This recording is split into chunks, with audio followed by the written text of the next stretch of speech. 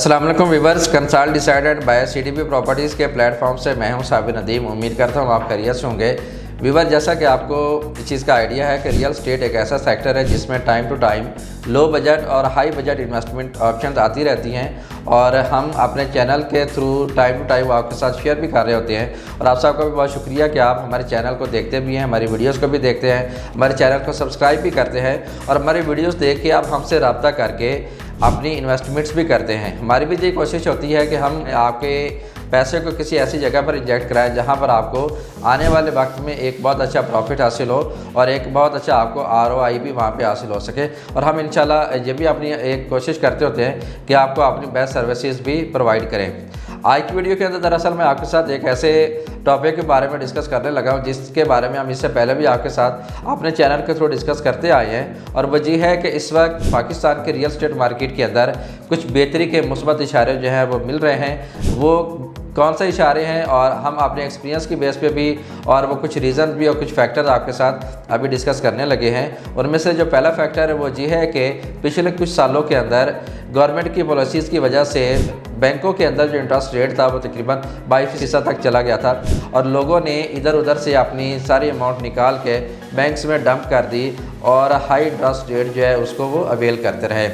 अभी IMF ने भी कुछ थोड़ी सी अपने मुआहदे के बाद थोड़ी सी जो है वो नरमी दिखाई है और उस नरमी दिखाने की वजह से गवर्नमेंट लेवल पे अगेन कुछ ऐसी पॉलिसीज़ बन रही हैं कि वो जो शरह सूद जो 22% पर चली गई थी उसको कम करने वाले हैं। टारगेट तो तकरीबन 12-12.5% तक लेकर जाने वाला है, लेकिन आगे वाले कोई 4 से जो 5 माह है उनमें इंशाल्लाह ये जो शरह सूद है जब 15-15.5% तक आ जाएगी।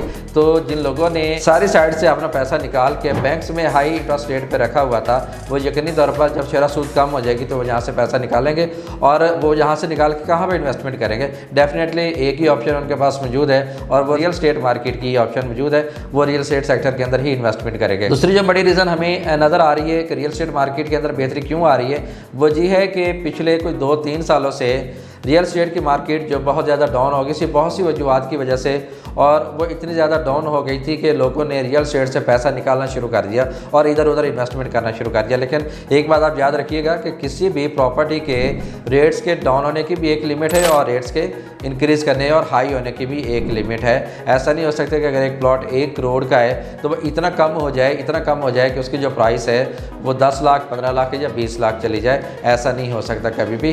वो 60-70 लाख तक तो आ सकती है, उससे नीचे नहीं आ सकती। अभी अगर करंट सिनेरियो को देखा जाए तो जो स्टैट्स हमें नज़र आ रहे हैं, जो हमारा एक्सपीरियंस हमें कह रहा है, मार्केट में हमें जो चीज़ें नज़र आ रही हैं उससे यही हमें तवक्को हम ये कर रहे हैं कि आने वाले दिनों में जो मार्केट बेहतर हो रही है, जहाँ पर रेट्स के अंदर भी जो है वो इजाफा देखने को मिल रहा है। अभी भी मार्केट के अंदर जो प्रॉपर्टीज़ के रेट्स हैं उनमें बेहतरी आ रही है।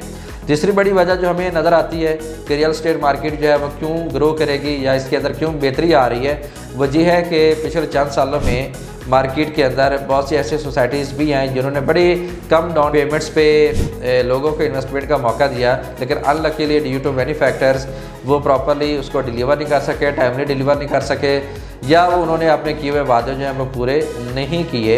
इस वजह से लोगों की वहाँ पे की हुई इन्वेस्टमेंट डूब गई थी और बहुत सी सोसाइटी जो है वो मार्केट से गायब भी हो गई थी। इस फील्ड से फाइल्स के अंदर इन्वेस्टमेंट करने पे थोड़ा सा ट्रस्ट जो है वो शेक हुआ और उसका फ़ायदा ये हुआ कि पाकिस्तान के अंदर पूरी दुनिया की तरह जो वर्टिकल इन्वेस्टमेंट है उसका ट्रेंड जो है वो ज़्यादा इंट्रोड्यूस हो गया। वर्टिकल बिल्डिंग बनना शुरू हो गई, बड़ी बड़ी हाई राइज की बिल्डिंग जो है वो बनना शुरू हो गई।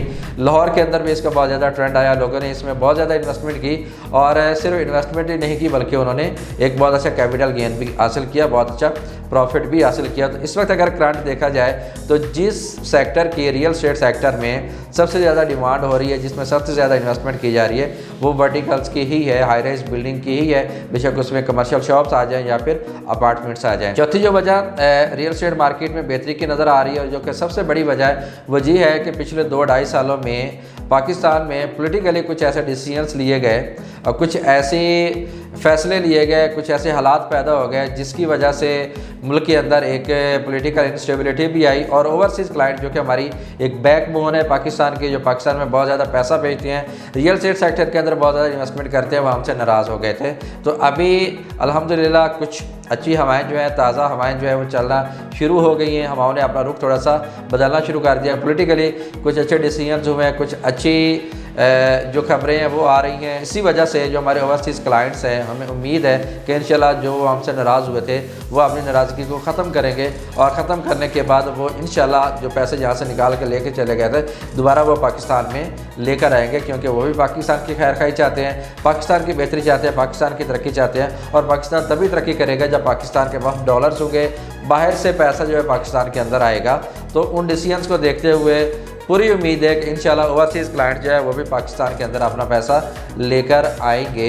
एक अंदाज़ा के मुताबिक इस वक्त पाकिस्तान से बाहर ओवरसीज़ 1 करोड़ के करीब जो है ना पाकिस्तानी रहते हैं, जिनमें से अगर 20 से 30 लाख भी रियल स्टेट सेक्टर के अंदर इन्वेस्टमेंट करते हैं, और वो यकीनी तौर पर करते हैं। एक बहुत अच्छा सेक्टर है इन्वेस्टमेंट करने के लिए, और उन्होंने जहाँ पर इन्वेस्टमेंट्स करके माजी में बहुत अच्छे प्रॉफिट्स भी हासिल किए हैं। और एक बंदा अगर 15 से 20 लाख भी इन्वेस्टमेंट करता है तो आप ज़रा खुद इमेजिन करें कि ये कितनी बड़ी अमाउंट बनेगी। ये खरबों में एक अमाउंट बनती है, ट्रिलियंस में ये एक अमाउंट बनती है, जो कि जब रियल स्टेट मार्केट के अंदर आएगी तो यकीनी तौर पर जहाँ पर बहुत बड़ा बूम आएगा। जब इतना बड़ा बूम आएगा तो ये मार्केट ऑटोमेटिकली बहुत ज़्यादा ग्रो करेगी, जहाँ पर रेट्स भी बहुत ज़्यादा हाई होंगे।